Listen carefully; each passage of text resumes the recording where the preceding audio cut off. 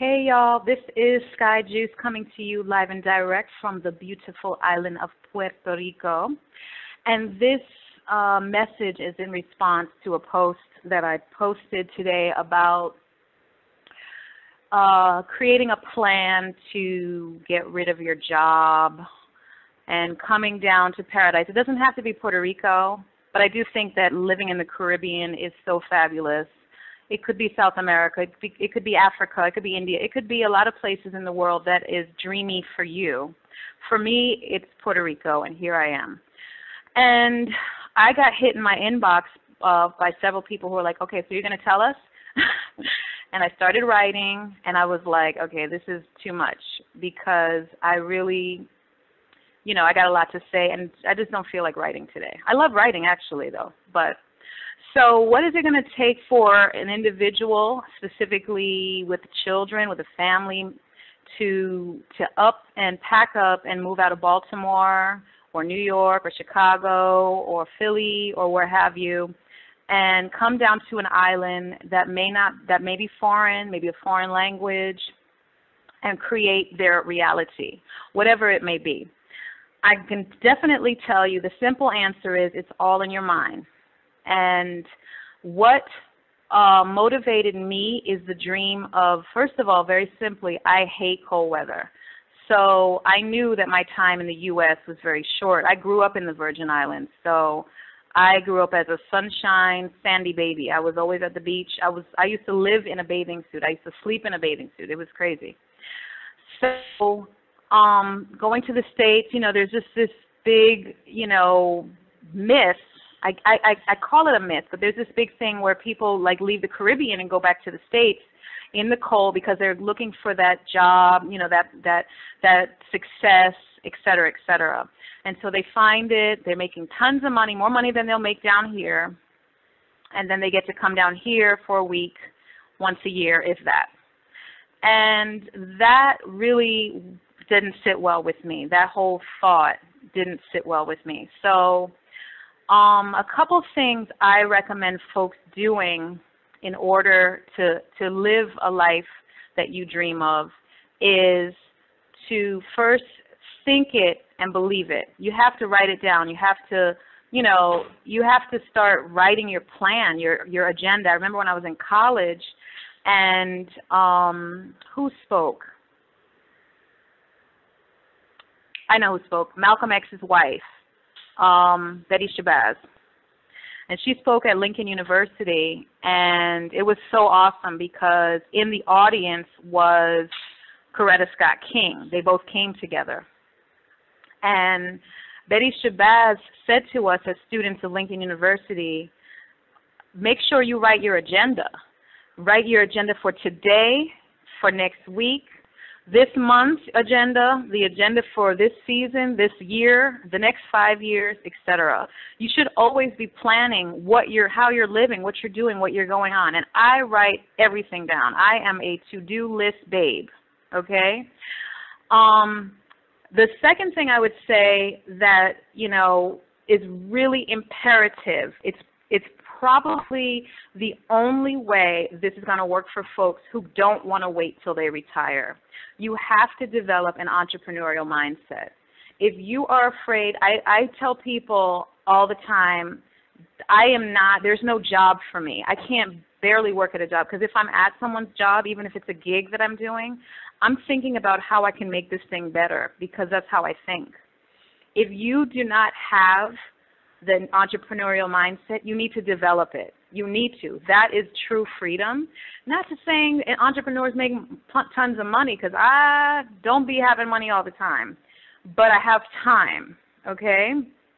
And I have time to be creative and keep creating opportunities for me to make money and live wherever I want to.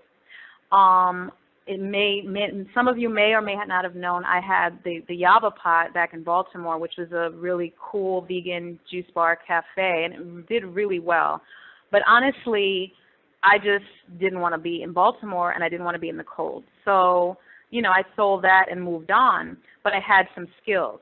So having an entrepreneurial mindset is the only way you are going to have that life that you want to live in a tropical paradise. When I look at what they call here in Puerto Rico the gringos is just a term that they use for not just white folks, but just folks who are not from here, from Americanos. They are all business owners. Okay, all of us. We all own something. We have a service. We do very few folks just are sitting on money. Let's just be real. Folks here who come down here and live here, they don't have family. People ask me, "Do you have family here? Is your husband Puerto Rican?" I was like, "No, I just came here because I like it." And they're like, "Wow," because they can't get. Usually people move where you have family, but I didn't have a family like that. My family likes the cold, I guess. But for me, being able to create, before I came into Puerto Rico, I was hosting retreats before I actually lived here. So I've been hosting retreats, which has sustained me. I do my wellness consulting. I do classes.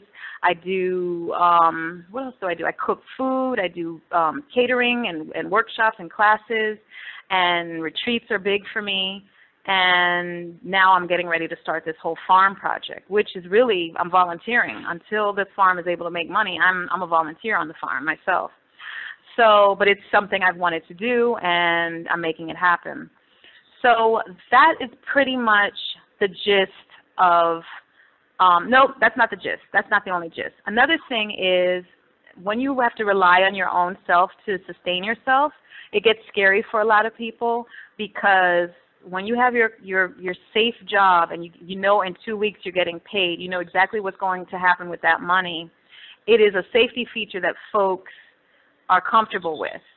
If you let that go and you don't even know what happens next, it can get really scary for folks. And I've been there, done that so many times. I'm not even scared. Like when there is no money and nothing in sight, I'm okay. First of all, if there is no food, I know how to fast. Which I haven't had to, because as soon as the last penny is gone, then something just comes and manifests in front of me, and I have another creation, so it's all good.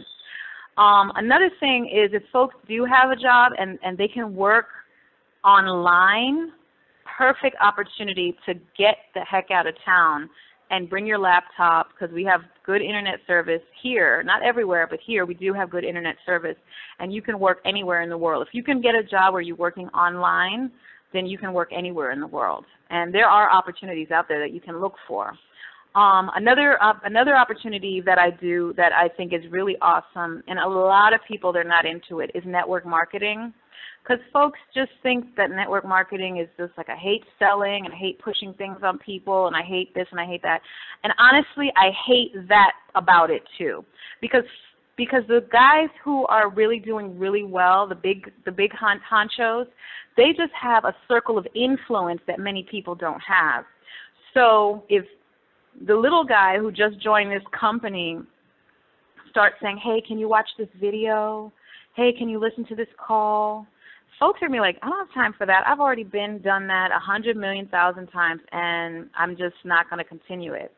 However, if you do connect with a company that you don't have to do that with, then really check it out. I did find a company that I don't sell and push and sell and push, and can you get on this call, and can you check this out, and I advertise it, yes, on my Facebook, and that's it. I don't even talk about it much. I just post little blurbs here and there, put the website, and when folks are interested, they join and sign up. I make a good check from that itself. So that is something that people need to be mindful of. No matter where you're going to live, whether it's in tropical island or in the States, if you're relying on one job to get paid every 2 weeks, that is a whack attack, okay? You're never going to be able to save enough. You're never going to be able to unplug from this reality and enjoy life the way it was meant to be lived at all. I just don't see it. You need to have what they call multiple streams of income. You need to get on your hustle, and you need to find and create a few things that you really enjoy, not just, oh, I hate this, things that you really enjoy to do that bring money to you, whatever it is.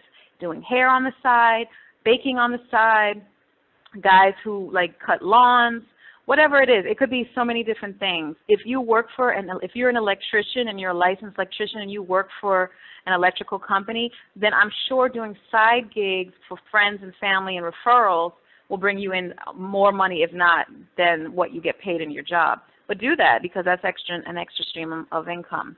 And that is pretty much the gist of it.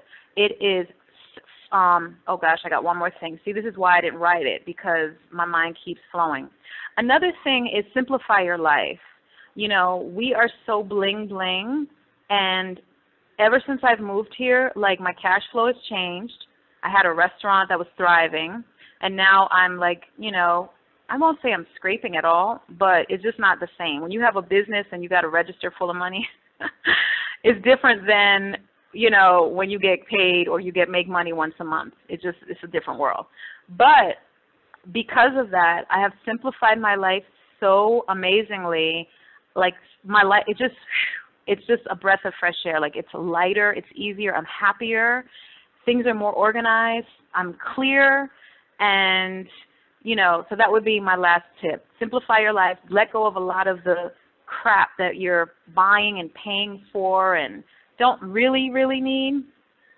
So we have simplify your life, become an entrepreneur, find opportunities to work online. It's mind over matter. You can do this. Don't be afraid, and go for it. That's what I would have to say.